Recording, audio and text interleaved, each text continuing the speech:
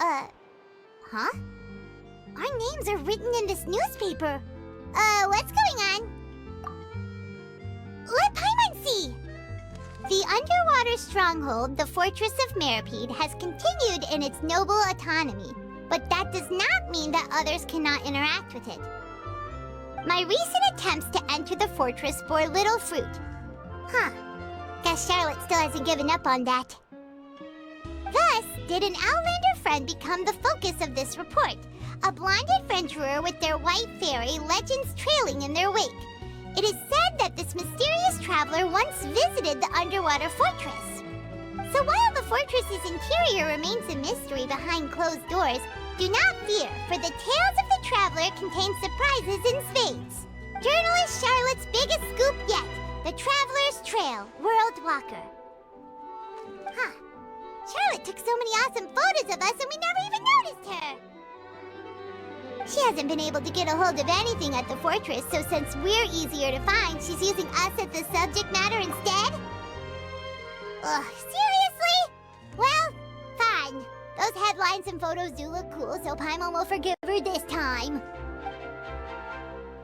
So these are the kind of headlines I'm going for these days.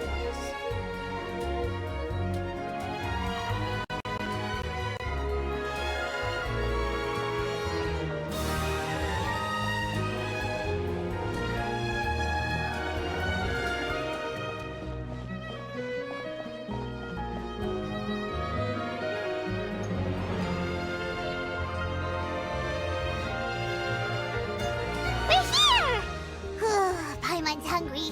Should we go in and get something to eat?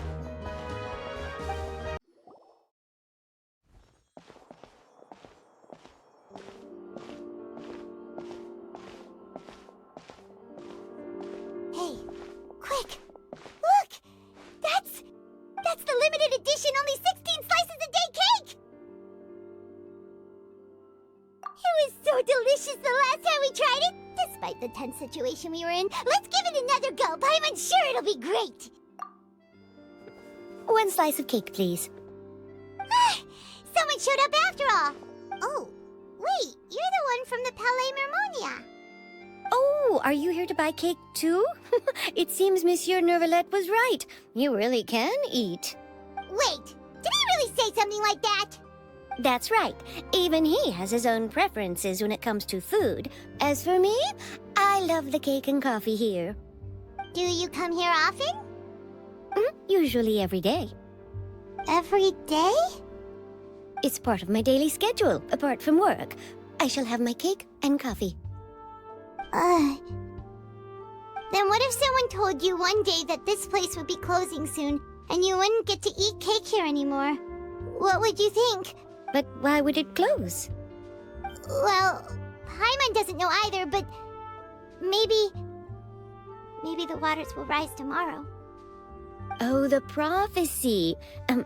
To be honest, I haven't paid much attention to that. No, still, even if there'd be no more cake tomorrow, that wouldn't keep me from having some today. No, it's the same for eating in general. You might not be able to eat tomorrow, but if you can do so today, then you should carry on. That's what people call living, you know. Huh. Don't be sad. Excuse me, could I have 2 more slices of cake to go? These 2 slices are for you. Sijuin said that this kind of expression you're making is what humans call being sad. Oh, you know Sijuin? I sure do. She was born before me, and she sometimes comes to the surface to teach us things about humans. She said that humans are creatures that are saddened easily, yes, and you can only lift their spirits by feeding them delicious food. So please try the cakes here. I've got something else to do, so I'll be going now. You two try to stay in a good mood after eating, all right? Bye.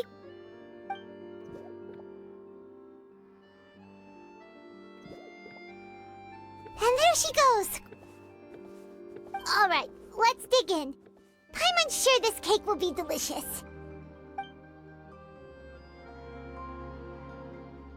It's more delicious than last time, and the flavor gets even better with a sip of tea. It sure would be nice if we could come again tomorrow. Sure would be nice if we could always eat delicious food here.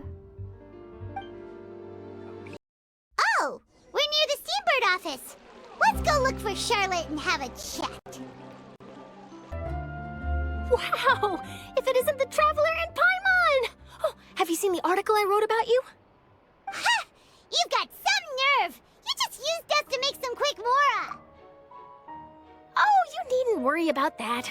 I heard that you were in Poisson some time back, so I sent you a letter to discuss just that. It appears you didn't receive it, though. It's all right, though. I've set aside the amount intended for you. I've even set the table with some food. Really? Oh, you're the best! You're almost a little too easy to win over, Paimon. If I were a journalist with ulterior motives, you'd be in trouble now, you know. Oh, Paimon knows you're not like that. Still, what brings you here all of a sudden? Were you looking for me? When Mona mentioned you, we thought of coming to see you at work. I see. It seems you've already bumped into Mona here in Fontaine. So she mentioned me? What did she say? She said that you're a real daredevil of a journalist. Nice. In which case, can this daredevil journalist dare to request an exclusive interview with the legendary Traveler and Paimon? Huh? So your article in the paper today doesn't count? Oh, of course it doesn't. That was more like live photography. What I'd like to do is dive deeper and ask you to talk about the things you've seen and experienced. Yeah, are we even qualified enough? Why not? If I say you're worth an interview, then you're worth it. But not right now, of course. I'll need a few days to prepare. Oh, in that case, we'll just chat when you have the time then? Oh, so that's a yes? Ooh, splendid! I'll tell the editor-in-chief immediately. I'll have to apply for lighting, a venue, some props, and... Whew, so much to get done now. Talk to you later. Wait, Charlotte, Paimon's still got a question for you. And what's that? If, just for example, Fontaine were to be flooded tomorrow, what would you do today? Huh, that's the prophecy you're talking about, isn't it? I mean, I do hear about it often, but I've never once thought that the day could be tomorrow. If you're seriously asking, then I might try and think of a way to leave Fontaine. Oh, but I'm still a journalist first and foremost. That means I have a duty to be reporting from the scene. And secondly, I wouldn't forsake my homeland that easily. From what I've seen, most people don't know what they'd do should the worst come to pass.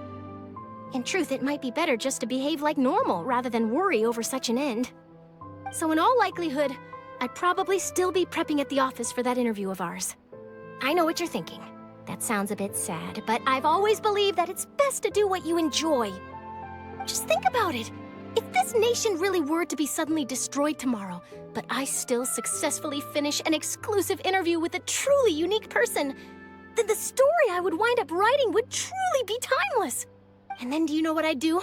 Well, I'd write that story, send it for printing, and use messenger pigeons to get copies out to the various nations as soon as possible. I'm not a dreamer, nor am I a workaholic, but I do love my job, and I'd be proud of leaving such an article behind. I guess you could, but anyway, that's my answer. And on that note, I'll get back to my preparations. That's so nice. All of a sudden, Paimon actually kinda envies her. Anyway, let's go and take a look at the sea, shall we?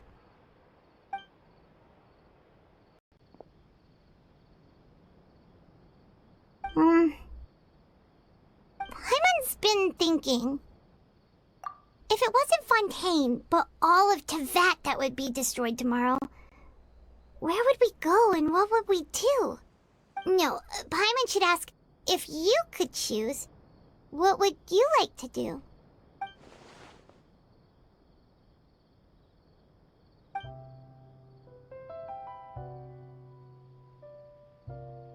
We've always been moving to the next destination, so we haven't spent much time thinking about these kinds of things. We didn't have to either, with us always being on the road and whatnot. You mean, still traveling?